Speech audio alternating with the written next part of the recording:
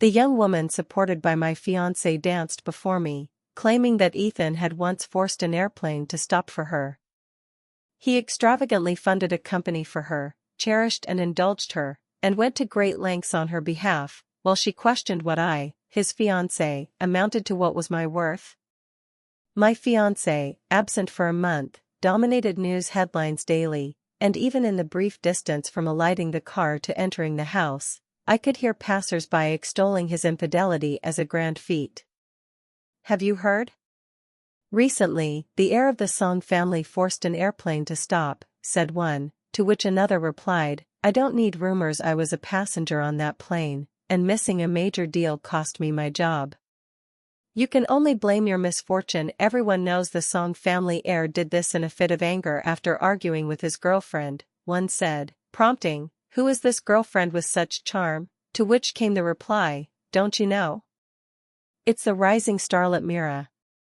Had the protagonist of this tale not been my fiancé, I might have laughed aloud, wondering when our social circle had sprouted such an utterly foolish jest. My heart felt clogged with cotton, heavy and stifling, as I suppressed my inner fury and endeavored to compose my expression. Today, I organized a dinner meeting for Ethan, inviting Devon to discuss a collaboration of critical importance to the Song family. Despite any internal turmoil or dissatisfaction with Ethan, upholding a veneer of propriety and mutual benefit in cooperation was an unspoken rule within our circle. Apart from Devon, the dinner guests were all friends of Ethan and me from our circle, and after a month apart, my nominal fiancé remained reserved and aloof. He sat beside me, wiping my hands and warming the dishes as always, a dutiful fiancé no one could reconcile with the lovesick fanatic depicted in the news. My anger subsided slightly, but unexpectedly, halfway through the meal, the private room's door was forcefully opened by none other than Ethan's girl, Mira.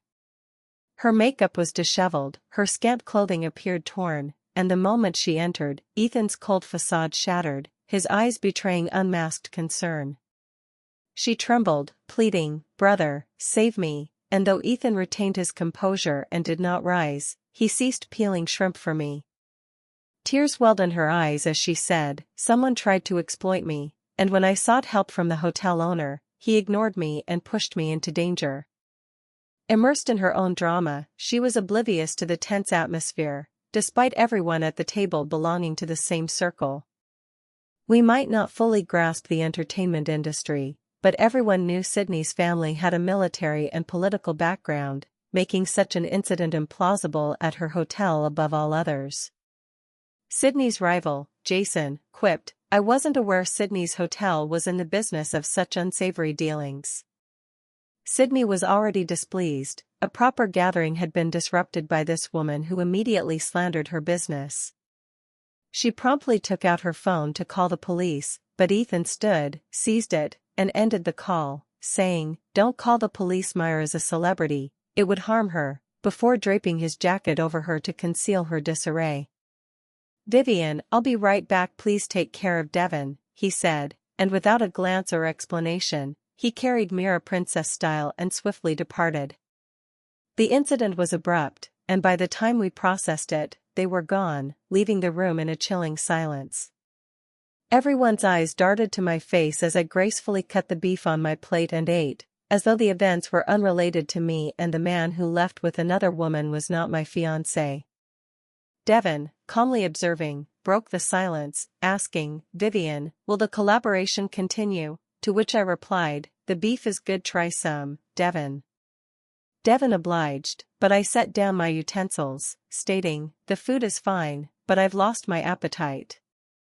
I raised my glass, saying, of course it continues, but in a different form, and Devon mirrored me, toasting, then, Vivian, to a pleasant collaboration.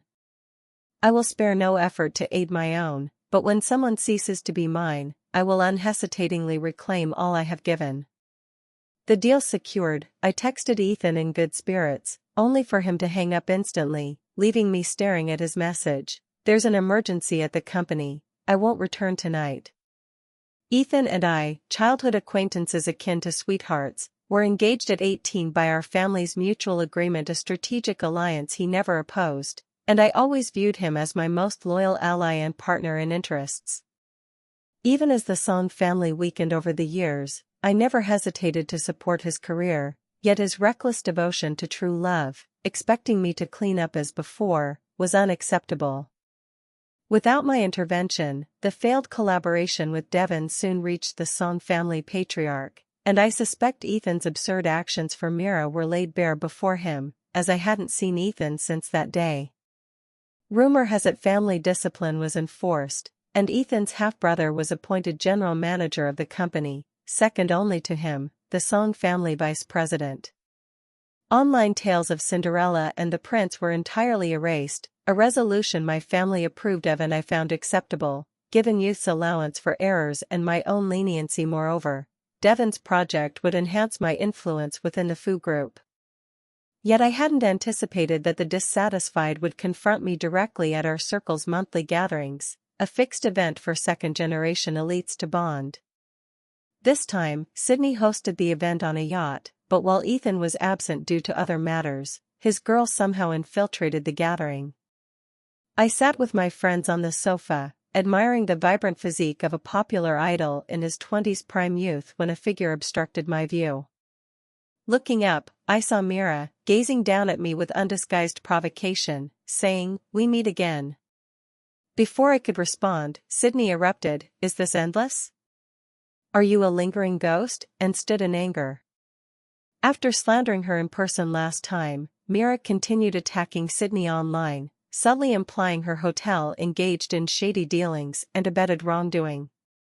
The hotel's website was repeatedly bombarded by her mindless fans, and with old and new grudges, Sydney, unable to tolerate it further, summoned burly security guards to eject Mira, partly to avenge me, but mostly to settle her own score. Mira showed no trace of panic, instead puffing out her chest proudly, saying, "Vivian, if something happens to me here, do you think Ethan will let it slide?" Her voice was proud and confident, as if Ethan's backing compelled everyone to defer to her, leaving me bewildered. What did this have to do with me? I feared neither Ethan nor believed he would rupture our family's ties over such a woman, yet I restrained Sydney, signaling Jason to pull her back. Her background forbade her from dirtying her hands. After calming Sydney, I looked up at the intruder, clad in haute couture beyond her station, adorned with 2.3 million yuan emerald earrings. Her light makeup accentuated her demeanor perfectly, evidence of the effort she had invested to meet me.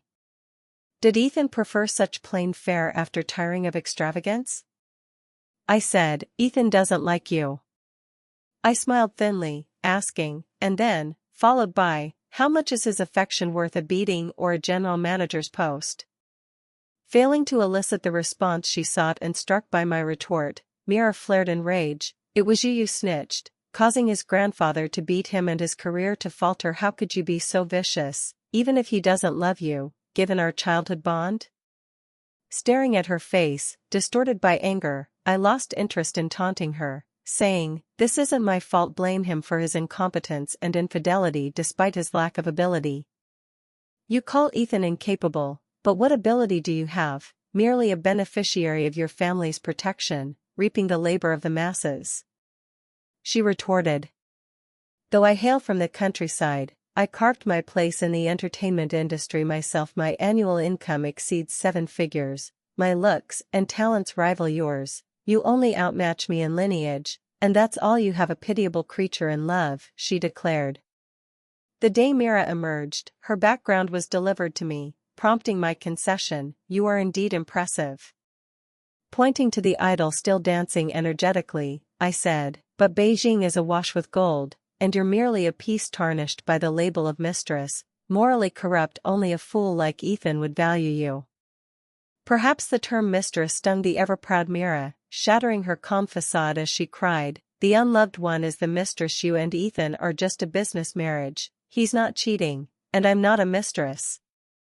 Ignoring her hysteria, I stated, "At 18, Ethan and I were engaged, a fact still pinned on the Song family's website. What do you call it if not cheating when he's with you?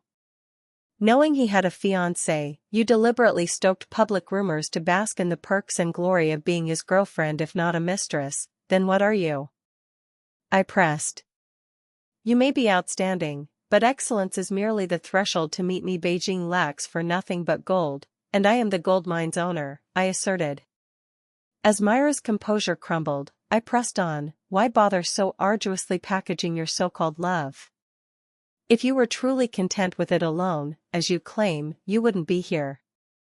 It's merely that through Ethan, you've tasted privileges beyond your class, inflating your desires and refusing to let go, I concluded. Power, unlike love, isn't transmitted through intimacy. You stand here speaking to me only by Ethan's grace, a favor now exhausted. Were I not still his fiancé, mindful of our family's reputations, you wouldn't even qualify to address me, I explained. Mira trembled yet strove to maintain her pride, like a defiant swan awaiting her prince's rescue, saying, even if you belittle me, you can't belittle Ethan. What are you, a testament to her so-called independence and love, utterly absurd. Miss Mira, does riding a Rolls-Royce with quintuple eights through historic sites inflate your confidence?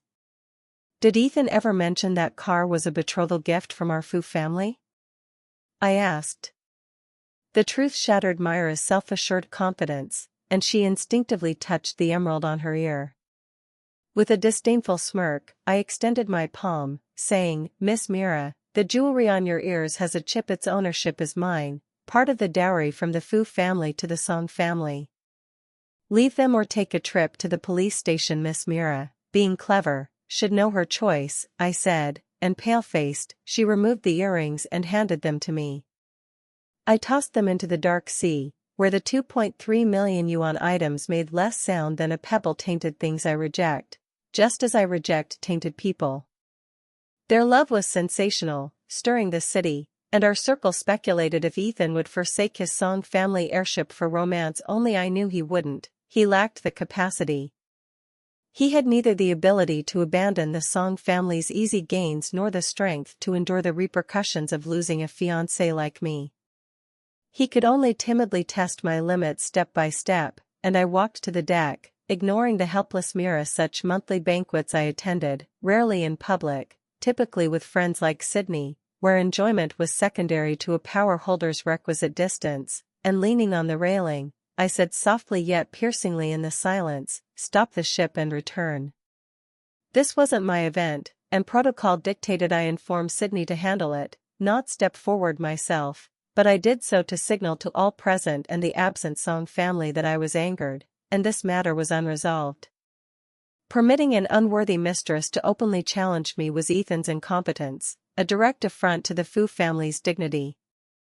Indeed, the next noon upon waking, the butler informed me that the Song family had arrived and had been waiting downstairs for 3 hours. He then arranged lunch in my room, adding, Madam said to eat and drink well before going down to watch the show. No rush.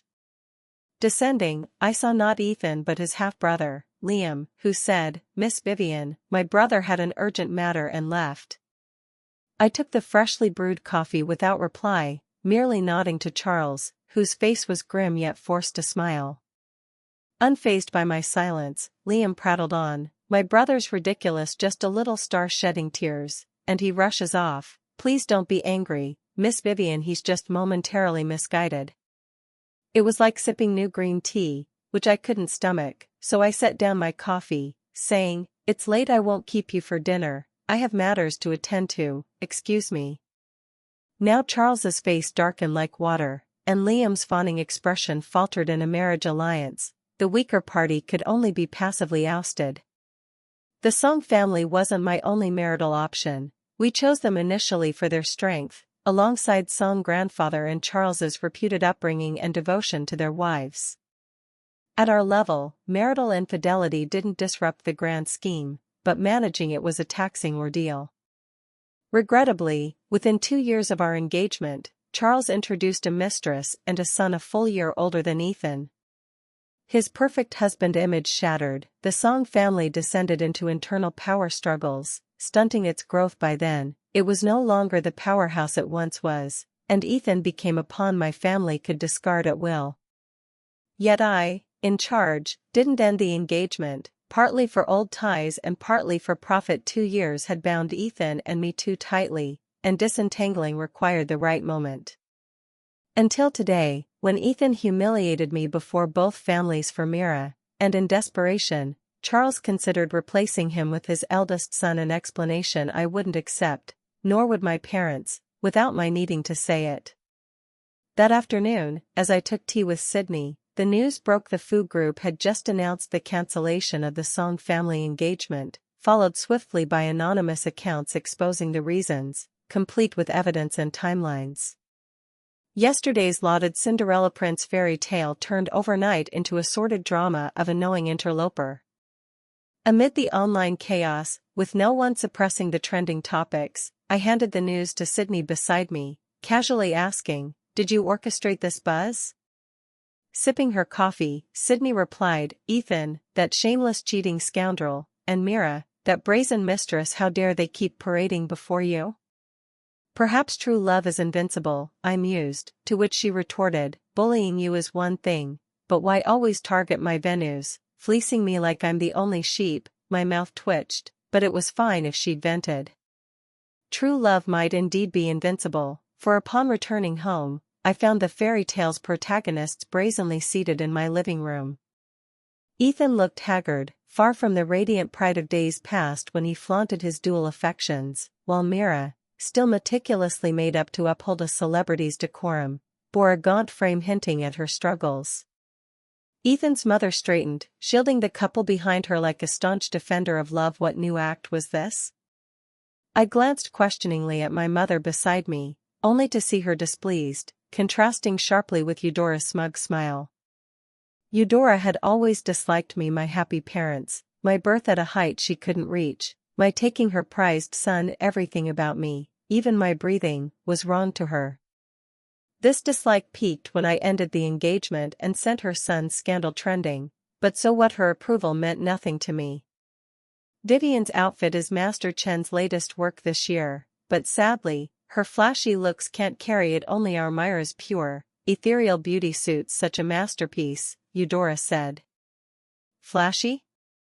Despite my composure, such public humiliation prompted my mother to act first, hurling a cup at Eudora's feet as a warning without harm, its sharp shatter mingling with Mira's untimely scream of "Mom," as Ethan, feigning indifference till then, finally stepped forward to restrain the near-frenzied Eudora. In her youth, Eudora was a minor celebrity who, with Charles's ardent love, overcame obstacles to marry into wealth. Did they seek to replicate Eudora's past? The timing was off. The Song family was now faltering and the person was wrong. Charles was an only child, but Ethan was not. The living room fell silent until a clear voice rang from above. My brother, the true head of the Fu family, leaned on the railing, looking down at Ethan, saying, "Mrs. Song's taste in daughters-in-law is as crude as she is. Have this mother-in-law and daughter-in-law chosen the wrong stage for their theatrics?" Ethan's face showed irritation, yet he kept his tone low, saying, "Big brother, I'm here to apologize." As the room grew so quiet, only my brother's descending footsteps echoed. Mother took the fresh tea from a servant, remarking, "Ethan, is this your apology attitude? One might think you brought your mistress to flaunt her." "Auntie, I'm sorry though the marriage didn't work. Vivian will always be my sister. I'll help her find a match," he replied. My brother strolled to me, affectionately patting my head, saying, "We can't trust a scoundrel's taste, and besides, Vivian has me as her brother. That's enough. Show sincerity in your apology." Ethan gritted his teeth, offering, "For our family's AI project, the Song family will yield another share," to which my brother replied, "Not enough." Ethan looked up, eyes dark, but my brother pressed on, "The entire RD team for the Song family's AI chain, originally a 50-50 split, the Song family should withdraw."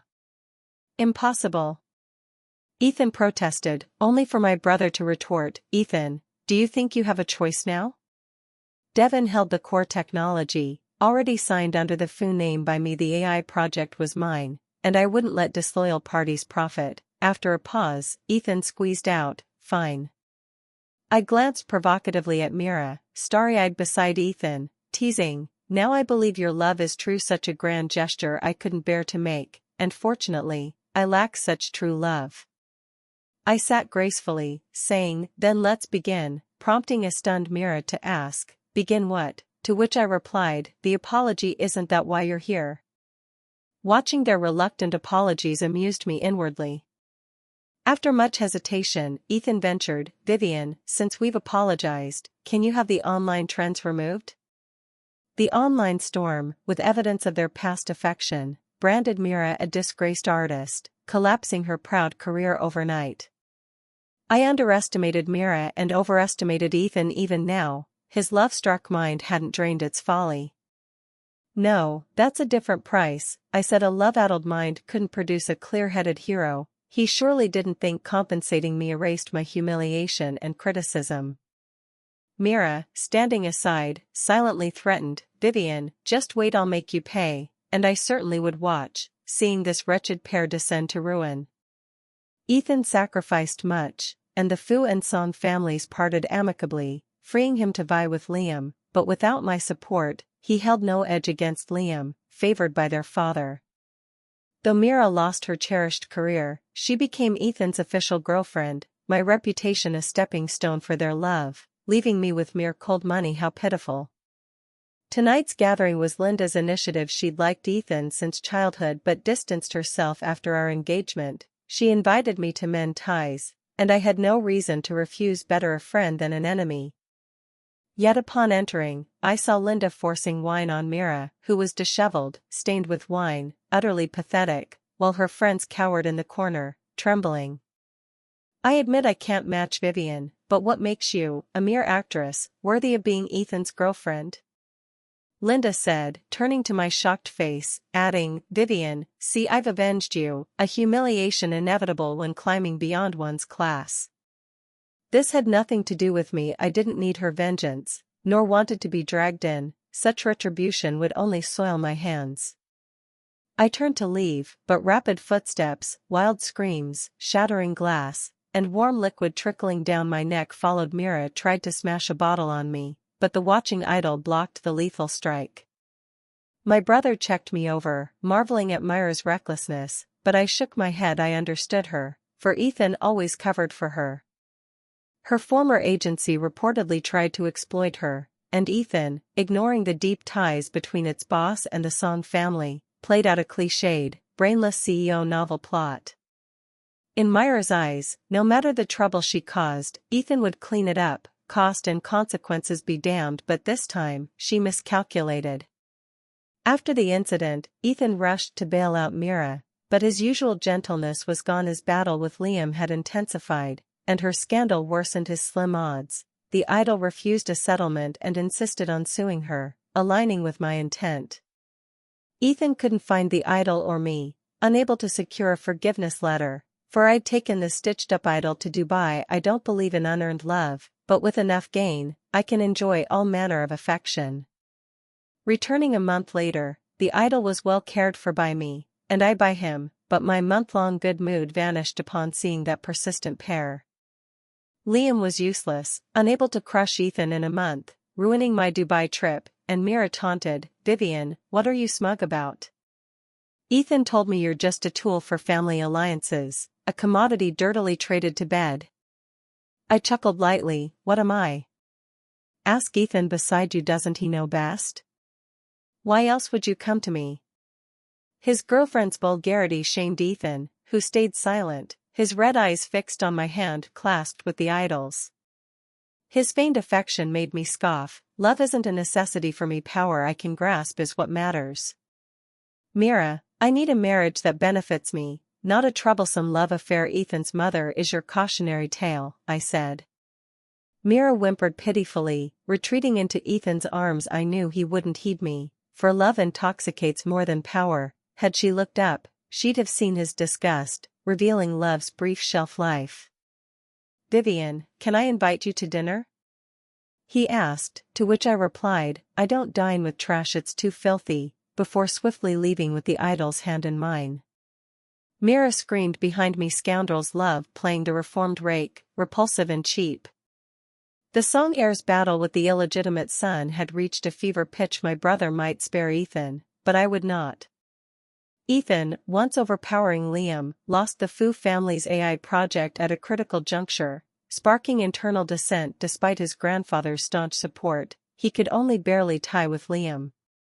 I easily disrupted this fragile balance, aligning with Liam, bringing Devon's collaboration and the full AI project technical team.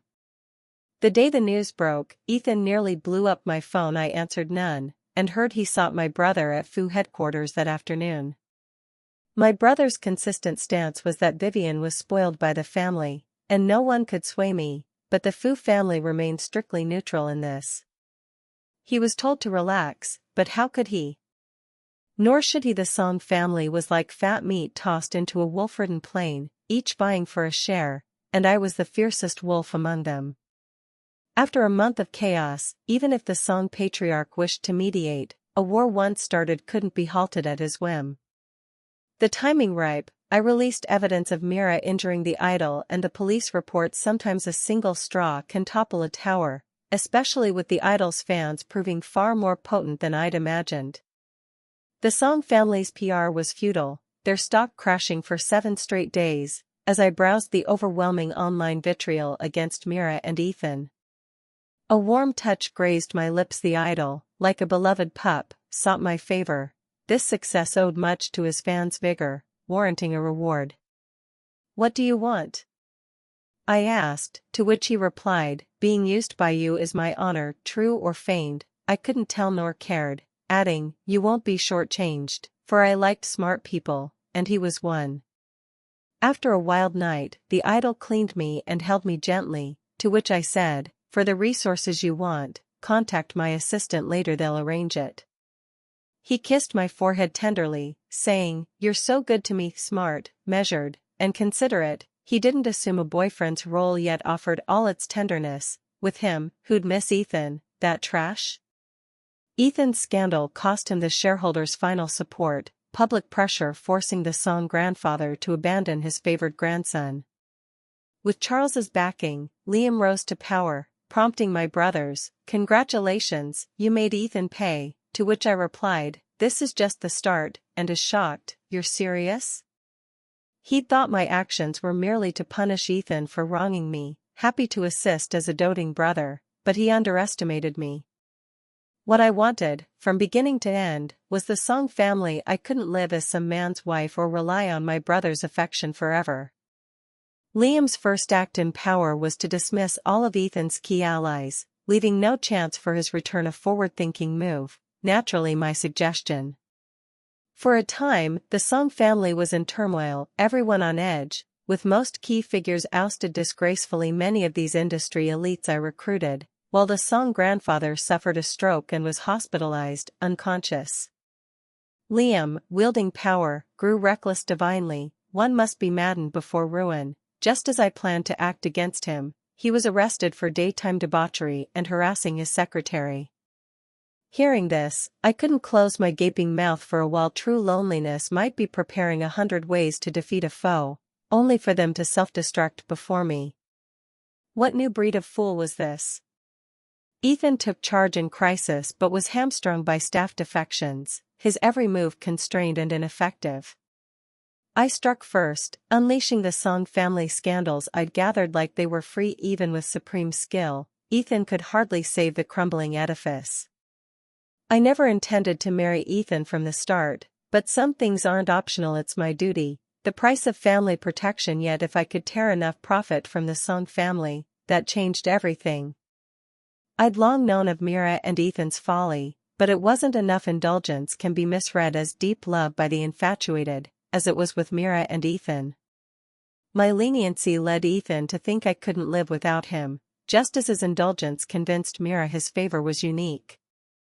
Favor inflates desire, and swollen desire makes one forget their place. Devon's contract, Ethan's withdrawal, each step fell precisely in my calculations. Cutting losses was his only recourse. Downsizing preserved the Song family, though gravely weakened, with all knowing it would never recover. The day Ethan vacated the Song family building, I personally saw off my ex-fiancé, first encountering Mira within 3 months. The once proud swan-like star before me now had dull, lifeless eyes. Even my presence stirred no emotion, as if her soul's vitality had been drained. She'd lost her proud career, dreaming of marrying into wealth to leap classes, but the declining Song family could no longer offer her desired life. Pushing open the office door, I found Ethan, eyes shadowed, his usually impeccable suit wrinkled, files scattering as he turned to see me. His eyes bloodshot, he demanded, "What are you here for?" "To witness the fall of a favored son and the cheating scoundrel's wretched defeat." Ignoring his accusation, I said, "I'm here to see my new office." Yes, the former Song family building was about to greet its new owner. "Vivian, you're heartless. Did you ever love me?" He asked. How laughable that one who trampled true feelings dared question another's heart. Yet I graciously gave him the answer, never. The day I fully seized the Song family's lifeline, the company halted, all cheered for me, and my long-absent father personally congratulated me at headquarters. Such honor, even my prodigious brother had never received at that moment. I was no longer the Fu family's destined marriage tool or Ethan's fiancé. I had my own name, and all had to respectfully call me Miss Vivian. I needed no powerful alliance nor wished to be subordinate as someone's wife or madam. I am me. I am Vivian. I enjoy love and cherish being loved, but love is merely an optional embellishment in life's long journey. Fortunate if gained, my fate if not.